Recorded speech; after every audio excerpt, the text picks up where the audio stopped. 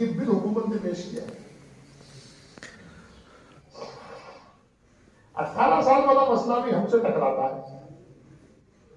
हमारे यहाँ तो आप तो निकाह पढ़ाते हैं, हमारे यहाँ जो सिस्टम है वो तो बुलूगत का है, 18 साल का या 20 साल का नहीं है, बुलूगत का है। और बुलूगत आमतौर पर 15 के आसपास हो जाती है, तो ठीक है ना। तो 18 जो है वो भी इस्लाम के खिलाफ है, और 21 तो ज्यादा खिलाफ होगी। तो ये जो 21 और 18 का जो सवाल है ये हमारे साथ नहीं है। ये दरअसल दोनों बातें हिंदू राष्ट्र की तरफ बढ़ाया गया एक कदम है। 21 साल वाला मसला जो है ये भी हिंदू राष्ट्र की तरफ बढ़ाया गया एक कदम है। जिन हिंदुओं को मिलाकर राष्ट्र बनना है, बताने के लिए, लोगों को समझाने के लिए, तो वो सारे हिंदू जो मजहबी एतबार से हिंदू है, सनातन धर्म को मानने वाले हैं, उन सब लोगों को मिला करके ये हिंदू राष्ट्र बनाने जा रहे हैं। जबकि दर हकीकत की सारी दुनिया जानती है, वो भी जानते हैं और आवाम भी जानते हैं कि दर हकीकत के लोग जो है वो उन हिंदुओं का नहीं बल्कि ब्राह्मणों के हिसाब से ये मुल्क को चलाना चाहते हैं और ब्राह्मणों का मुल्क पर कब्जा रखना चाहते हैं। ब्राह्मणों का हिंदू राष्ट्र की लड़ाई मुसलमानों के साथ नहीं है, ये आप पहले जान लें। ये मेरा कहना है, मेरा मानना है, मुसलमानों के साथ नहीं है। और अगर हिंदू राष्ट्र बनता है तो मुसलमानों का क्या नुकसान है? आज कौन सा इस्लामी राष्ट्र है? राष्ट्र तो या तो इस्लामी है या गैर इस्लामी है।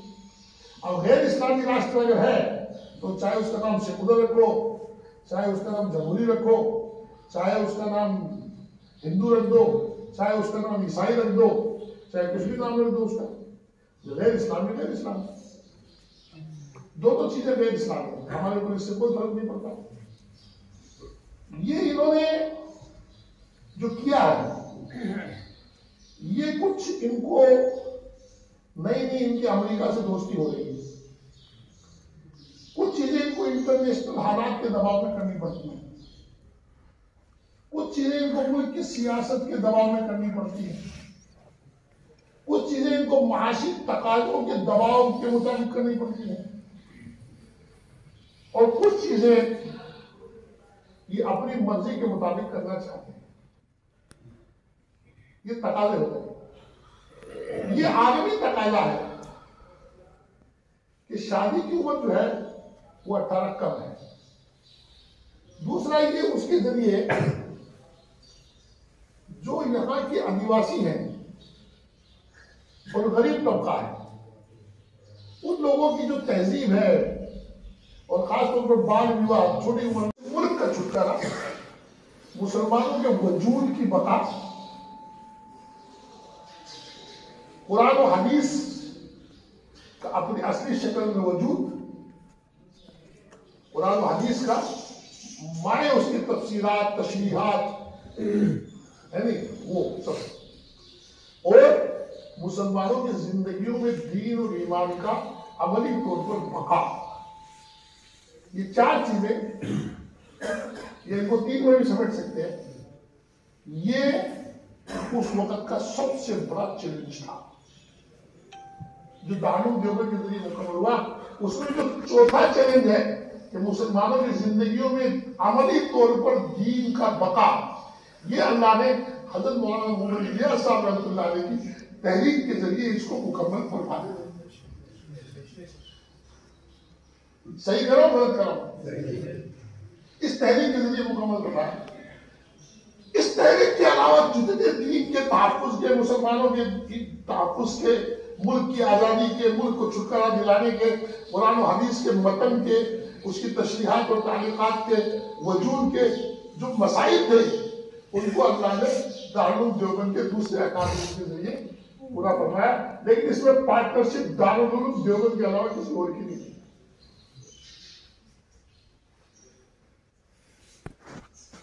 अगर है तो मुझे कहा जाए, थोड़ी गुफ्तगू करने के लिए, 4 हाथ करने के लिए हम तैयार हो जाए। इसलिए ये लड़ाई जो आज मुल्क दुनिया में छिड़ी है, सऊदी अरब ना हमारा मौसिन है, सऊदी अरब ना हमारा मौसिन है, न हमारे लिए रहबर और रहनुमा है, न हमारे लिए कोई काबिले तकलीद है। एक खानदान है, उसके अंदर भी दसियों गिरोह है, कोई यहूदी गिरोह है, कोई मुसलमान, जैसे शाह फैसल थे वो इस्लाम पसंदों के गिरोह से थे। आज जो साहब मौजूद हैं, है नहीं, अगर उनके साथ मोहम्मद का लाभ लगाया जाए, है नहीं, तो तौहीन है लफ्ज़ मोहम्मद की, समझेगा। आज जो साहब मौजूद है, इतने सम्मान कर दीजिए उनको, है नहीं। तो ये एक खानदान है, सऊदी खानदान। उस मुल्क को सऊदी अरब कहना ये भी गलत है। मैं इस बारे में मौलाना सलमान नदवी साहब के इस्तिदलाल, उनके बात का, उनके नजदीक का तारीफ करता हूँ कि वो कहते हैं कि जज़ीरतुल अरब है, इसे सऊदी अरबिया कहना ये गलत है। अल्लाह के रसूल ने इसे जज़ीरतुल अरब कहा है। हदीस में अखरिजुल यहूद व नसारा मिन जज़ीरतुल अरब। खैर, उनका पाबंदी लगाना ऐसे ही है जैसे हरिद्वार की धर्म संसद में किसी ने मुसलमानों के कत्ल का फरमान जारी करना।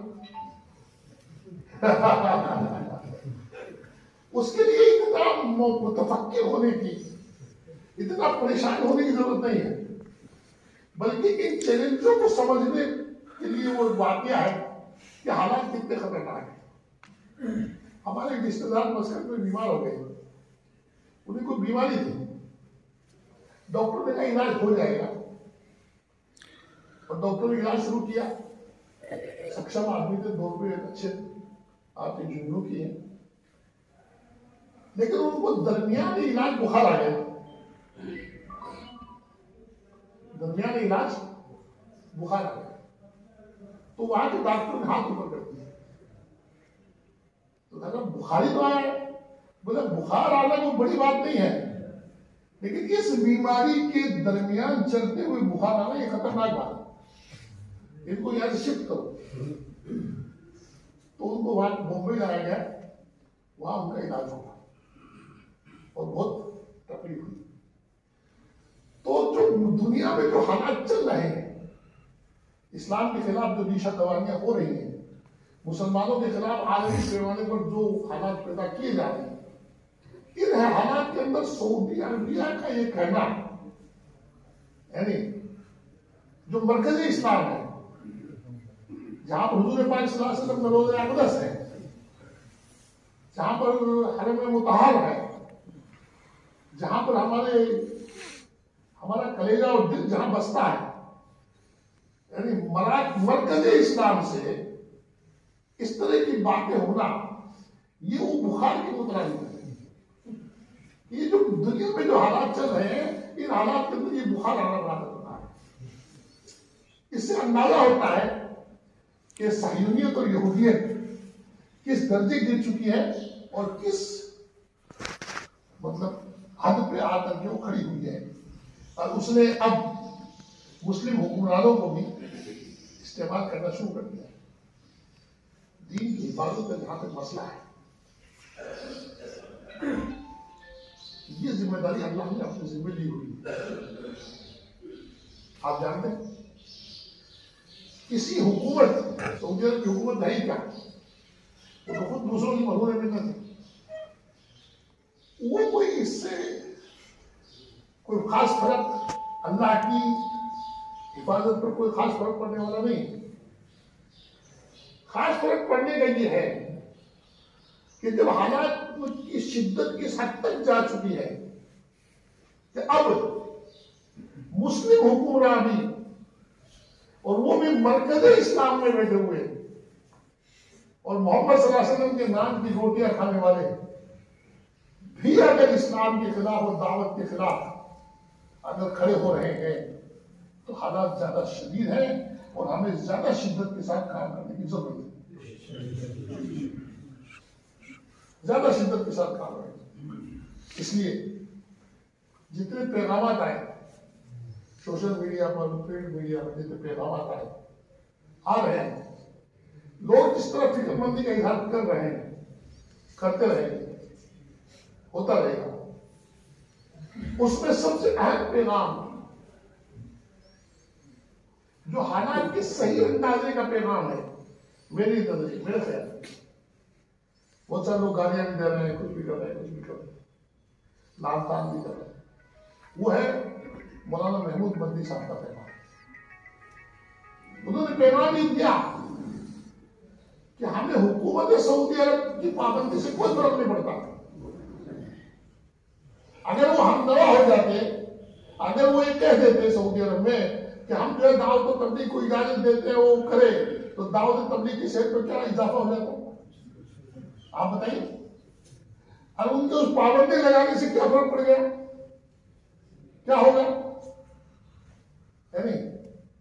मैं आपको दसियों तंजीमें और तहरीकें, दावती तहरीकें, तबलीगी तहरीकें, जिहादी तहरीकें, दसियों आलम अरब में, जजीरतुल अरब में ऐसी बता सकता हूं कि सारा अरब और अरब के सारे हुक्मरान और अमरीका उल्टा लटका हुआ है उनके खिलाफ, लेकिन आज तक वो उनके वजूद को खत्म नहीं कर सके।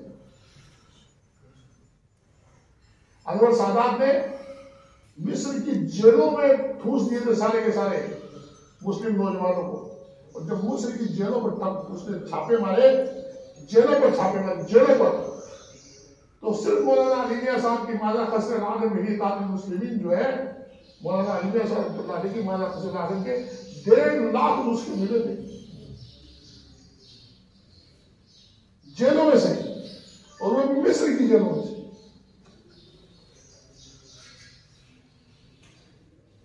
दावत की फितरत ये है कि वो किन किन रास्तों से कहां से निकल कर, क्योंकि वो सारा का सारा निजाम ही उस पर चलता है, गैबी निजाम पर चलता है, किन किन जरिए से कहां तक पहुंचता है, इसको आदमी अंदाजा नहीं कर सकता, आदमी अपने अकल के मुताबिक निशानबाजी करता है।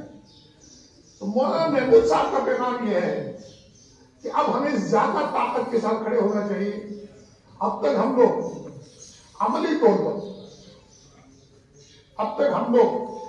तौर पर अपने हालात के तकाजों के तहत दूसरे हालात का शिकार होकर गलत फहमी या तबलीगी जमात में जो जुज़ी हालात पैदा होते हैं उनकी वजह से, या अपनी मसरूफियात या मकामी कोई छोटी मोटी बातें जो मस्जिदों वगैरह में होती रहती है, उनको सामने रखकर अगर हम कुछ काम नहीं कर रहे थे, तो वो तरीका हमें छोड़ करके पूरी ताकत के साथ दावत और तबलीग की नुसरत और हिमायत में अपना वक्त लगाना चाहिए,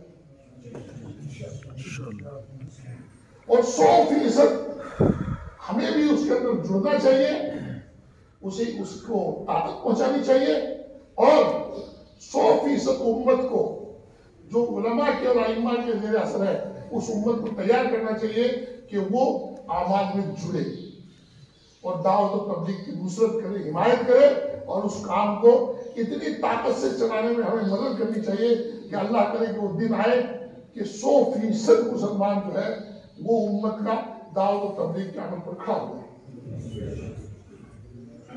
ये सऊदी अरब के इस फैसले का तकाजा है, ये इसकी जरूरत है, ये हमें करना चाहिए। दूसरी बात जो आपने बताई, वो बताई 2-3 मिनट और 12:30 हुए, अभी 1 घंटा है और एक ही बस मौलाना अब्दुल साहब हैं। मैं 2-3 बातें जो मेरे मौजू से मुताबिक, 2-3 मौजू से मुताबिक बातें हैं वो मैं पूरी कर देता हूँ। एक बात जो कही गई वो बताई गई क्या है, और दूसरी हिंदू राष्ट्र के तहत। देखिए वहां मुसलमानों के भी वजूद का सवाल था, और यहूदी नसारा वो मरदूद कौम है जिन्होंने अंबिया तक को कत्ल किया है, तो मुसलमानों का उनका कोई मसला नहीं। और वो इस हद तक कि हर गहरी इतनी नीची जा सकती है साजिश में, जिस साजिश को दूसरी कौमें एडॉप्ट कर भी नहीं सकती। मुल्क कहां चला गया था? यहूद और नसारा के हाथ में चला गया। आजादी कराना, आजादी में कराना ये मुल्कों में होता रहता है। कभी किसी कौम से आजाद करा लेता है, कोई बाप से आजाद करा लेता है, कोई बेटे से आजाद करा लेता है, कोई इस कौम से आजाद करा लेता है, कोई उस कौम से आजाद करा लेता है। ये तो झगड़े हैं, होते रहते हैं मुल्कों में। लेकिन इस मुल्क में जो बुनियादी लड़ाई थी वो ये थी कि मुल्क मुसलमानों के हाथ से गया था, और गया किसके हाथ में था? मुशरिकीन के हाथ में नहीं, बल्कि यहूद नसारे के हाथ में गया था, जिनको इंटरनेशनल और तारीखी तजुर्बा है मुसलमानों के खिलाफ दिशा दवालियां करने का, जिसकी कुरान गवाही देता है। और अल्लाह ने मखलूक में, पूरी मखलूक के साथ अल्लाह मोहब्बत फरमाते हैं। मखलूक में, सारी मखलूकात में जितनी भी किस्म की है, उन सब में इंसान और इंसानों में जितनी भी अक़साम है, उनमें अल्लाह ने सिर्फ और सिर्फ